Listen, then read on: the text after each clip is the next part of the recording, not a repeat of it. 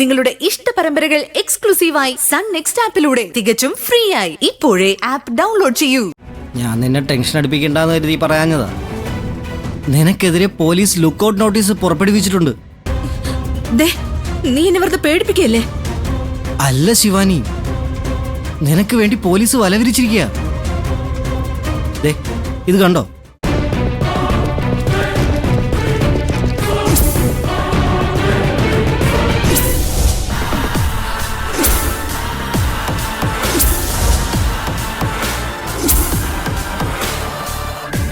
എല്ലായിടത്തും ഇത് ഒട്ടിച്ചു കഴിഞ്ഞു. ഇത് പറിച്ചു കളയല എൻ്റെ ഫ്രണ്ട്സിന്റെ പ്രധാന ജോലി. ഇത് വലത്തെ കുഴപ്പമാണല്ലോ.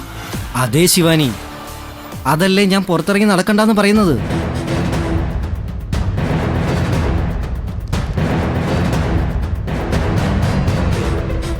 നിന്റെ കയ്യിലുള്ള സ്വർണം തട്ടിയെടുക്കാൻ ഇതല്ല ഇതിനപ്പുറവും ഞാൻ ചെയ്യും. വേണ്ടി വന്നാ നിന്നെ പിടികിട്ടാ പുള്ളിയായി പ്രഖ്യാപിച്ച പോസ്റ്റർ വരെ ഞാൻ പ്രിന്റ് ചെയ്യും. നീ കേറ്. നാളെ ഒരു ഡയറക്ടർ വിളിക്കുമെന്ന് പറഞ്ഞിട്ടുണ്ട്. എന്തായാലും ഇത്രയായില്ലേ, ബാക്കി കൂടി നമുക്ക് നോക്കാം. ശരിടാ, കേറ്.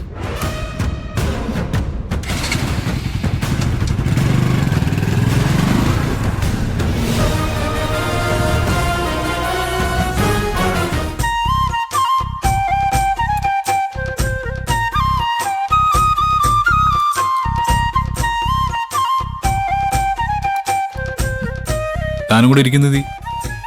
വേണ്ട, നിങ്ങൾ കഴിച്ചോ, ഞാൻ പിന്നെ കഴിച്ചോളാം. ചേച്ചി അമ്മയുടെ കൂടെ ആയിരിക്കും കഴിക്കുന്നത്. പറഞ്ഞ പോലെ പാറു എവിടെ? പാറുവിനെ എവിടെയെങ്കിലും കണ്ടേയില്ലല്ലോ. ആന്റിക്ക് ഇന്നെന്തോ ഉപവാസമാണെന്നാ പറഞ്ഞത്. രാവിലെ മുതലേ ഒന്നും കഴിച്ചിട്ടുമില്ല. ഒരു ജ്യൂസെങ്കിലും കുടിക്കാൻ പറഞ്ഞിട്ട് കേട്ടുമില്ല. അതെന്ത് തരം ഉപവാസ? മുഴുപട്ടണി ഇരിക്കുന്ന ഉപവാസത്തെ കുറിച്ച് ഇതുവരെ കേട്ടിട്ടില്ലല്ലോ. മക്കൾ നേർവഴിക്കല്ലെങ്കിൽ അവളെപ്പോലുള്ള അമ്മമാർക്ക് എന്നും ഉപവാസമായിരിക്കും. ചിലപ്പോ ദിവസങ്ങളോളം മുഴുപട്ടിണിയും കിടക്കേണ്ടി വരും. അയ്യോ, അപ്പൊ ആന്റി ഉപവാസം എടുക്കുന്നത് എന്തെങ്കിലും പ്രശ്നം ഉണ്ടായിട്ടാണോ? പാറുവിന്റെ മക്കളിൽ ആരാ നേർവഴിക്കല്ലാത്തത്?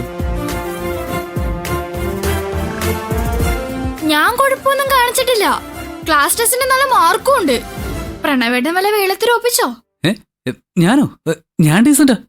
അമ്മയുടെ ഫ്രണ്ടിന്റെ മോളെ ലൈൻ അടിക്കാൻ നോക്കിയില്ലേ? ചിലപ്പോ അമ്മ അത് അറിഞ്ഞു കാണും. ഒന്ന് പോടിയോടുന്നു. അതിന്റെ ലൈനൊന്നുമല്ല. അവളിന്റെ ബെസ്റ്റിയാ. നിങ്ങൾ തർക്കിക്കണ്ട. പാറുവിന്റെ മനസ്സ് വിഷമിപ്പിച്ചത് നിങ്ങൾ രണ്ടുപേരും അല്ല. അപ്പൊ ഞാനാണോ തെറ്റ് ചെയ്തത്? ഗൗതം സാർ എന്ത് തെറ്റാ ആന്റിയോട് ചെയ്തത്? അത് ഇവൻ തന്നെ ചെന്ന് പാറുവിനോട് ചോദിക്കട്ടെ.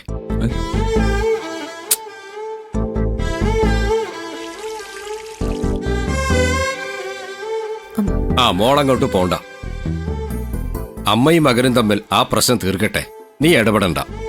എന്താ അങ്കിൾ പ്രശ്നം? ആന്റി ശരിക്കും ഉപവാസത്തിലാണെന്നാ ഞാൻ കരുതിയത്. പിണങ്ങിയിരിക്കുകയാണെന്ന് വിചാരിച്ചില്ല. അറിഞ്ഞിരുന്നെങ്കിൽ ഞാൻ ഈ പരിഭവം നേരത്തെ തീർക്കുമായിരുന്നു. ഗൗതം സാർ എന്ത് തെറ്റാ ചെയ്ത്?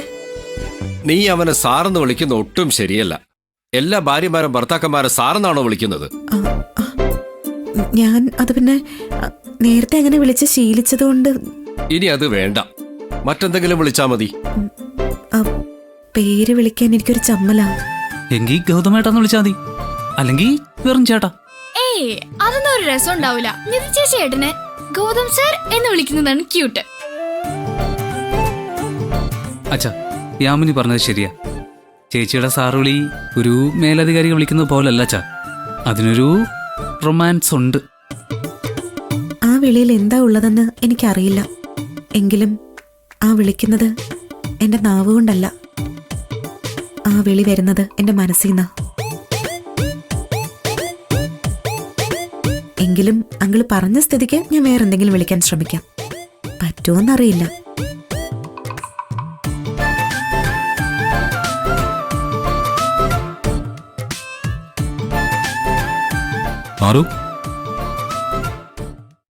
പാറുന്ന് ആഹാരം കഴിച്ചില്ലെന്ന് അച്ഛൻ പറഞ്ഞു.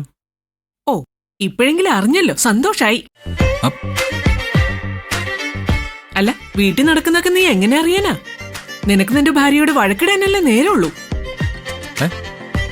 പാറു എന്താ ഇങ്ങനെയൊക്കെ പറയുന്നേ? ഞാൻ പറഞ്ഞതേ എന്റെ കൺമുമ്പിൽ കണ്ടതിനെ കുറിച്ചാ. നിനക്കത് നിഷേധിക്കാൻ കഴിയില്ല. നിന്നെ വിവാഹം കഴിപ്പിക്കുമ്പോ എനിക്ക് നിന്റെ അച്ഛനും ഒരുപാട് സ്വപ്നങ്ങൾ ഉണ്ടായിരുന്നു. പക്ഷെ കല്യാണം കഴിഞ്ഞ് ഇതുവരെ നിങ്ങൾ 2 മുറികളിലാണ് ഉറങ്ങുന്നതെന്ന് അറിഞ്ഞപ്പോ ഞാൻ തകർന്നു പോയി.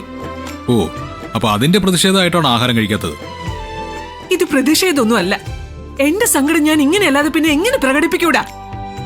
പാറു എന്നെ എത്ര വേണമെങ്കിലും വഴക്ക് പറഞ്ഞോ, അല്ലെങ്കിൽ തല്ലിക്കോ. എന്നാലും ആഹാരം കഴിക്കാതെ ഇല്ലാത്ത അസുഖം വിളിച്ചു വരുത്തരുത്. അസുഖം വന്നോട്ടെ, ഞാനങ്ങ് ചത്തുപൊക്കോട്ടെ. പാറു, അതേടാ, ഇനി ഞാൻ ആഹാരം കഴിക്കണമെങ്കിൽ നീയും നിധിയും ഒരു മുറിയിൽ ഉറങ്ങണം. നിങ്ങൾ എല്ലാ ഭാര്യ ഭർത്താക്കന്മാരെ പോലെ നല്ല അടുപ്പത്തിലാവണം. പാറു ഇങ്ങനെ വാശി പിടിക്കരുത്. അവളുടെ അഹങ്കാരം പാറുവിന് അറിയില്ല. അവൾക്കല്ല, നിനക്ക് അഹങ്കാരം. നീയല്ലേ എന്ന് മുറിക്ക് പുറത്തു പോയി കിടന്ന് ഉറങ്ങുന്നത്. അമ്മയോടുള്ള നിധിയുടെ പെരുമാറ്റം ഒട്ടും ശരിയല്ല പാറു. അവളോടുള്ള വസുവിന്റെ ആറ്റിറ്റ്യൂഡ് ശരിയാണെന്ന് നിനക്ക് തോന്നുന്നുണ്ടോ?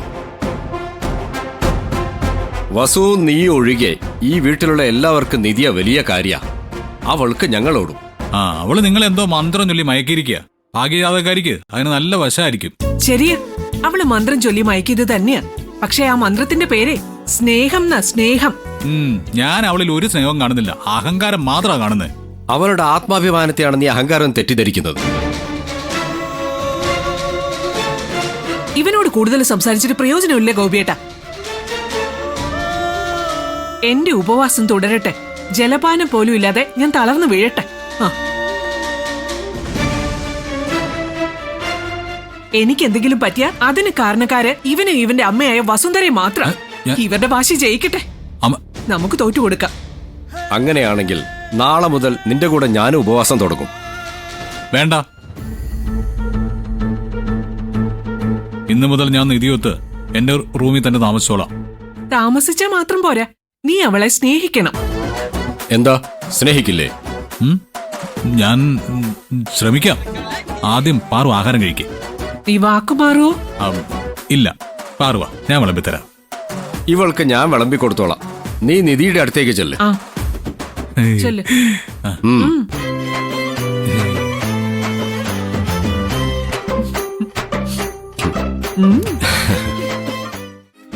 ഞാൻ വേറെ റൂമിലാണ് കിടക്കുന്നതെന്ന് പാറുവിനോട് പറഞ്ഞത് നിധിയ.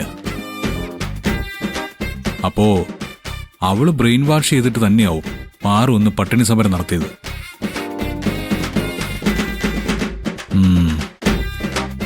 ഇങ്ങ് വരട്ടെ, നല്ല ഡോസ് ഞാൻ കൊടുക്കുന്നുണ്ട്.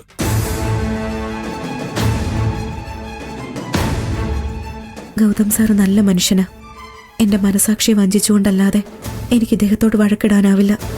പക്ഷെ എന്നെ പുറത്താക്കാൻ വസുന്ധര എന്റെ എന്ത് വൃത്തികേടും കാണിക്കും. ഇവിടെ പിടിച്ചു നിൽക്കാൻ കപട ദേഷ്യം കാണിക്കുകയല്ലാതെ വേറെ മാർഗമില്ല. പൊറുക്കണം.